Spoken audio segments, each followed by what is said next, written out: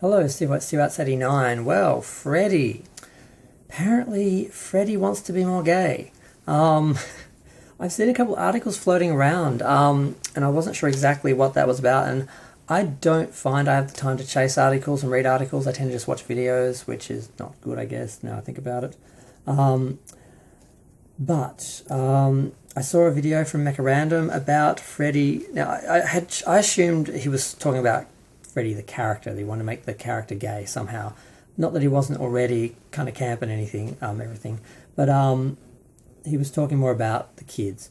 So now, I'm a huge horror fan, and I'm a fan of the big franchises: Friday the 13th, Halloween, Texas Chainsaw Massacre. Did I say Nightmare on Elm Street? Nightmare on Elm Street. Just all the old horror movies. I love them, and I watch them regularly. But I tend to I watched them to death when I was a kid, so now I tend to relegate them only to specific events. Like I only watch Friday the 13th on Friday the 13th, or Halloween on Halloween, or Psycho I usually watch on whatever date it is the film happens. So I tend to, and I'm doing that a lot with films. I'm finding the dates that the films happened or events in the films, so then I can have like my annual little event where I watch that film. Like The Fog is one of my favourite films, and I tend to not watch it because I try to save them. I don't want to overwatch them. I think I'll save it for a special occasion. I'll sit down and watch it properly, and then I don't. Nightmare on Elm Street was one of the series where it didn't really have one date or one event around it that you could sort of link it to. So I tended to watch it. That's what was the point of that part, was I tend to watch it all over the place. It was one of the film series that I grew up with where I shared it with a lot of people. Unlike the other movies I tended to just watch by myself, I watched the Nightmare on Elm Street movies with a lot of my friends, and there was something cool about being a teenager watching the film with teenagers about teenagers being killed. And a lot of other films I found when I was older, horror movies I found when I was older, because I had a very limited amount of horror movies when I was a kid in the video store in the town when I was growing up. There wasn't a lot, so I found a lot of them when I was in university, and after that, when I had time after university to watch a lot more movies. Even though I watched a lot because I was studying film, but horror and that. So I just found myself watching Nightmare more and sort of randomly. So it's one of my favourites, but part two wasn't always my favourite, and there's been a lot of talk about it because when I was growing up, I didn't really get that it was gay. I think when you are gay, you sort of miss subtext and stuff like that because you just automatically get it, so you don't sort of see it as sort of subtext or something unusual. It's just you get that character and you don't think about it, whereas other people, straight people, see it as something extra, different added to underneath, so it just gets seen differently. And I didn't think twice about him being gay. Now the character isn't literally gay, but he's kind of, the idea is he's in the closet and he was written as gay, but they couldn't actually write him as literally gay, so they just did it subtextually. So there's all these debates about the film and the politics around it and all that. And the actor Mark Patton was gay, and I hope he was gay. Or was it the boyfriend? I'm sure he was gay, but yeah.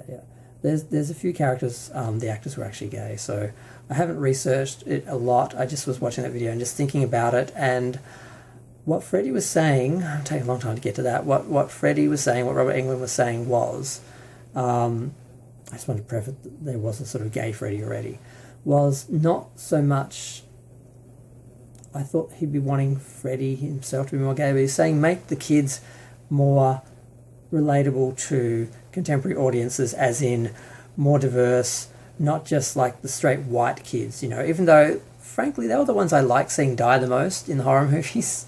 I didn't like the minorities. I didn't like the black characters, the Asian characters, the obviously gay characters dying because they were already minorities. I think there is a slight perverse pleasure to watch, the perfect pretty girl and the jock, the perfect straight white teens, getting locked down, in their prime, as opposed to the other side. I'm not sure if I'd actually want to see that on some level, but he was basically saying that. And the other point he was making is that Freddy could have so much fun, because he's in everyone's heads. He could have so much fun with somebody's sexuality, somebody's insecurities about sexuality. You could have so much fun with a lot of issues now that are in society and politics that you couldn't talk about in the 80s when they made the bulk of the films. They could do now, and they could have a lot of fun with them. Imagine a kid who's in the closet, how much fun Freddy could have with him. And it's cruel and it's horrible, and I don't know if I want to see a gay kid being tortured. They're already getting tortured in high school. They don't need Freddy doing it. That's kind of why I like seeing the perfect kids get it. So that was sort of what he was saying. He wasn't saying make Freddy gay. He wasn't sort of saying remake Nightmare on Elm Street 2 and make it gayer, although I think he did literally say that, yeah, just remake the film, make it gayer. Some people are saying that. But basically what he was saying was, if they remake Nightmare on Elm Street, if they do make, because they made one remake and it was really bad. The Freddy character wasn't Freddy-like. He didn't look like Freddy, didn't sound like Freddy, and it just didn't work because Freddy's just such a charismatic character. You really have to go with that. And I don't understand why Robert Englund doesn't want to keep playing the character. He's covered in makeup. He could be 100 under there. We wouldn't know.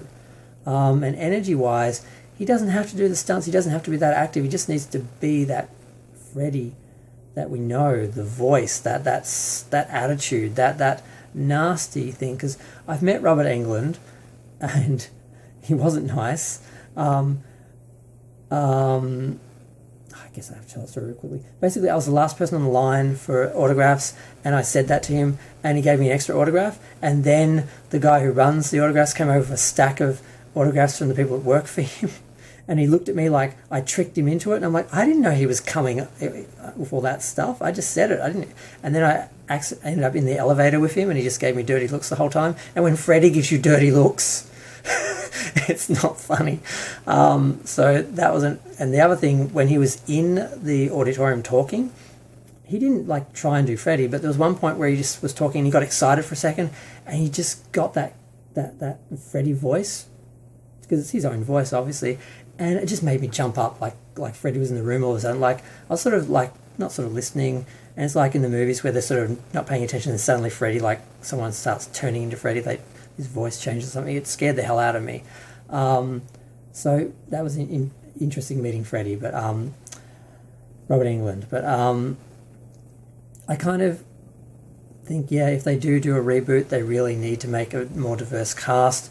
But I don't want to see that as an excuse to pick on the freaks and the gay people, basically, and make the freaks in school and the gay kids the victims, and because they already get it enough. And I think there's too much likelihood of the straight white homophobic kids watching and enjoying seeing the gay kids being tortured just like they do in school every day. So there's a problematic element with doing that in a film and in a horror film, unless they're somehow the heroes and they're the one that survives, like the gay kid survives or something. That would be interesting. But it seems a bit too likely to go the wrong way. So I'm not sure if I necessarily want to see it, but that's basically what we're saying. So we're saying don't make Freddy gay, don't remake Friday the 13th. I keep saying Friday the 13th. I think of them, I just lump them all together now thanks to Freddy vs. Jason. Nightmare on Elm Street 2, but just the fun you could have with those sort of issues would be interesting, like having the main perfect jock be a closet case. Things like that they could have fun with. Because in the second film they did have a lot of fun with it. They had the gym teacher who was kind of a bully and abusive, and he might have been a pedophile. I'm not sure how far they were going with that, but basically he gets taken out in a very gay S&M sort of way. It's almost kind of a little subtle, but not really. So there's things like that they did in that film, and they got away with quite a bit. Because the intention was that the character was gay, but they didn't write him as gay because they actually couldn't. But a lot of times gay people, when they're writing films, they just wrote the character gay anyway, made them technically not gay so they couldn't get in trouble, but the audience knew what they were doing and knew what it was about. A lot didn't, though. I've seen a few people go, what? That was gay? And I'm like, you missed that? You didn't get that? So sometimes, subtext, is going over people's heads, and it is like beneath, and they're not really seeing it. So I don't know, I just wanted to talk about that. I thought it was interesting, and I found it interesting, just the thought of what they could do with that, but also the potential problem of doing that as well. Because what I don't want to see is a bunch of homophobic people enjoying seeing gay, diverse characters being killed and murdered, because that's something that's happening in the real world. So we don't really need it on that level. But the psychological games, they could play with that sort of internalized shame, homophobia, secrecy, all that stuff would be fun to play with for Freddy. So, and he would, because he's evil, and he's in people's heads. So that really should have been there anyway. And I think the only real issue with 2, the reason why it doesn't work so much, is it's a very much an insular possession story about one character and his issues. It's not about the overall Freddy story. It's like a little sidetrack in a way. And some people saying, like Meg was saying, she skips it. I can't imagine it actually skipping it, but I must admit, I think I did a couple of times back in the day when I watched them. But I'm going to go. Feel free to share, like, comment, subscribe, let me know what you think. I just really, just thinking about Freddy. I haven't thought about Freddy for a while. Nothing much has happened for a while, because they made that sequel. It didn't go so well. And I don't know if I already talked about this, but I don't know why Robert doesn't just do the character, keep doing the character, why they have to find a new Freddy, because no one can replace Robert Englund. And I hate to say it to Kane Hodder, but most anyone can replace Jason, because he's not a personality. Freddy was a real personality, and you can't get around that. But I'm going to go. Feel free to share, like, comment, subscribe, let me know what you think. Comments are fun.